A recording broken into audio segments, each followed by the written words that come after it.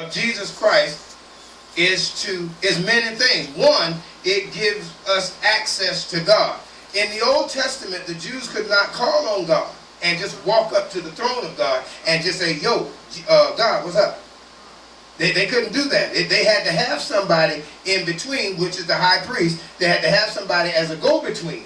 When it was time for them to be atoned to God for their sins or to offer sacrifice, they just could not go do that. The high priest had to do that. So therefore they could not walk up to God. But because of the blood of Christ shed and covering our lives, now we have the ability to just walk up to God and talk to him one-on-one.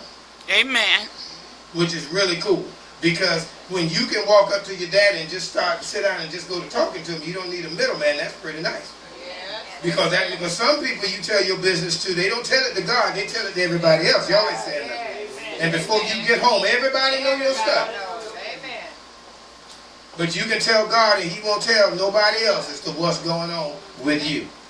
Amen. And that's what I love about God.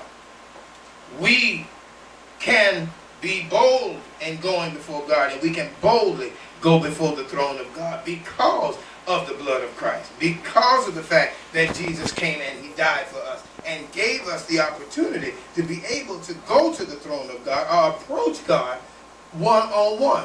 When Jesus died, if you recall it, Jesus died and the veil of the temple was rent. They said it was rent and torn in twain. Well, that means it was rent and torn in two. The Pharisees and the Sadducees and those of the Sanhedrin court knew what it meant when that veil broke. That means we don't need you no more to go in there for us. We can do it ourselves, provided that we accept Jesus. You can't go if you don't accept the Lord, but you can go if you accept the Lord. Amen. Okay, so now there are benefits of being saved, sanctified.